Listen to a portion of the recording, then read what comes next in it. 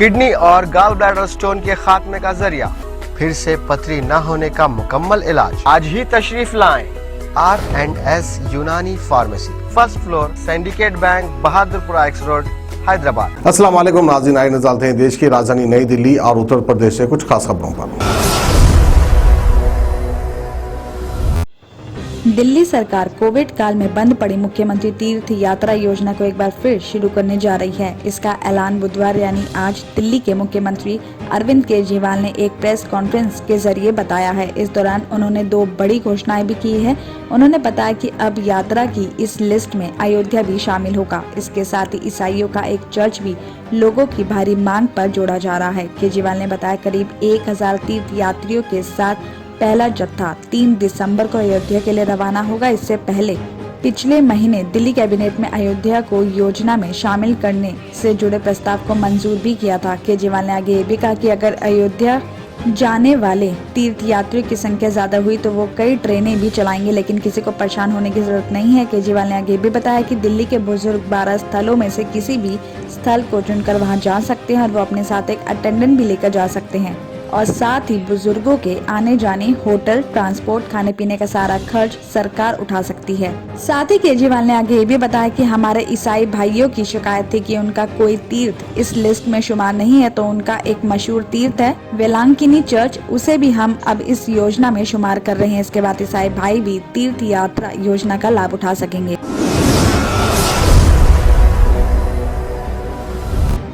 पूर्व क्रिकेटर और पूर्वी दिल्ली से बीजेपी सांसद गौतम गंभीर ने दिल्ली पुलिस में शिकायत की है कि उन्हें ISIS कश्मीर से जान से मारने की धमकियां मिल रही हैं। इस मामले की जानकारी देते हुए DCP सेंट्रल श्वेता चौहान ने बताया कि मामले में जांच चल रही है। सांसद गौतम गंभीर की सुरक्षा भी कड़ी कर दी गई है। बताया जा रहा है कि गौतम गंभीर को बीती रात करीब 9:30 बजे उनके ऑफिशियल ईमेल पर ISIS कश्मीर ने उन्हें धमकी भरा मेल भेजा है और इस मेल में धमकी दी गई है कि हम तुम्हें यानी गौतम गंभीर को और तुम्हारे परिवार को जान से मार देंगे। इस ईमेल के बाद गौतम गंभीर ने पुलिस से कांटेक्ट किया और शिकायत भी दी। अब इस मामले की जांच दिल्ली पुलिस की साइबर सेल को सौंप दी गई है। पूरी जांच के बाद ये साफ हो पाएगा कि ये सच में कोई धमकी भरा मेल है या किसी ने जानबूझकर शरारत की है। दिल्ली मेट्रो की पिंक लाइन यानी मजलिस पार्क से शिव विहार कॉरिडोर पर बृहस्पतिवार यानी कल से ड्राइवरलेस मेट्रो दौड़ने लगेगी। केंद्रीय आवास और शहरी मामलों के मंत्री हरदीप सिंह पुरी और दिल्ली के परिवहन मंत्री कैलाश गहलोत वीडियो कॉन्फ्रेंसिंग के जरिए इस मेट्रो को हरी झंडी दिखाकर पिंक लाइन पर ड्राइवरलेस मेट्रो का उद्घाटन करेंगे। आपको बता दें कि इससे पहले दिसंबर 2020 में दिल्ली मेट्रो की मजेंटा लाइन को ड्राइवरलेस किया था। कोरोना महामारी के दौरान विपरीत परिस्थितियों के बीच दिल्ली मेट्रो रेल कॉर्पोरेशन यानी कि DMRC की इसे एक बड़ी उपलब्धि के तौर पर देखा जा रहा है। पिंक लाइन के ड्राइवरलेस होने के बाद दोनों लाइनों पर ड्राइवरलेस मेट्रो का नेटवर्क करीब 92 किलोमीटर का हो जाएगा। इसके बाद दिल्ली मेट्रो का नाम ड्राइवरलेस मेट्रो के लिहाज से दुनिया के अग्रणी देशों में शुमार हो जाएगा। बताया जा रहा है कि मेट्रो के ड्राइवरलेस होने से यात्रियों को ना तो मेट्रो की फ्रीक्वेंसी की चिंता होगी और ना ही देरी की कोई गुंजाइश होगी। सभी कुछ टेक्निकल होने से किसी भी रुकावट का पता चलने पहले ही लग जाएगा, जिसे टाइम रहते दूर कर लिया जाएगा। सीमापुरी थाना पुलिस ने एक हाई प्रोफाइल झपटमारी को गिरफ्तार किया है। आरोपी अकेला ही यामाहा की स्पोर्ट्स बाइक पर झपटमारी करता था और इसकी ठाट बाट का अंदाजा इसी से लगाया जा सकता है कि आरोपी की गर्लफ्रेंड नामी हॉस्पिटल की MBBS डॉक्टर और नर्स है। खुद भी आरोपी शादीशुदा बताया जा रहा है। वो अपनी पत्नी और अपनी गर्लफ्रेंड पर हर महीने 1 से 1.5 लाख रुपए खर्च करता है।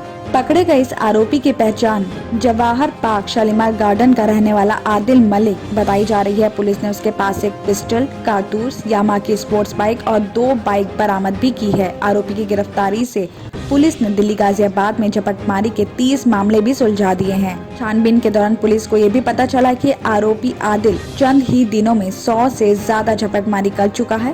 पुलिस ने बताया कि पिछले 5 से 6 महीने से उनको लगातार कॉल मिल रही थी कि शादरा, उत्तर पूर्वी जिला और पूर्वी जिला में लाल रंग की स्पोर्ट्स बाइक पर अकेला शख्स लोगों से मोबाइल झपटमारी कर रहा है और कई जगहों पर आरोपी CCTV कैमरों में भी कैद हुआ था।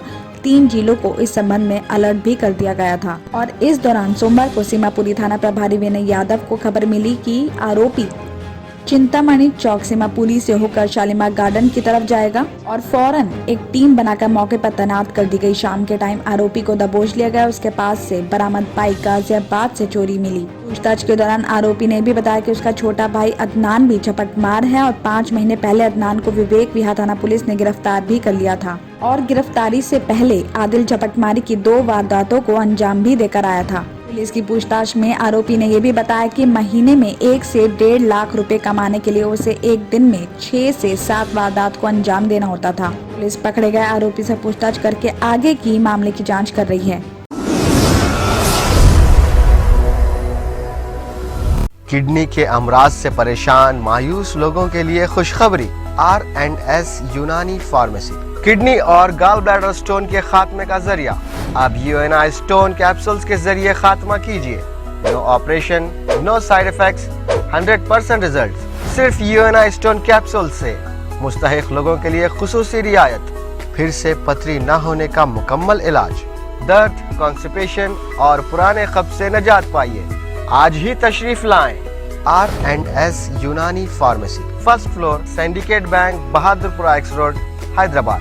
कॉन्टैक्ट 9703 939 436 9063 383760।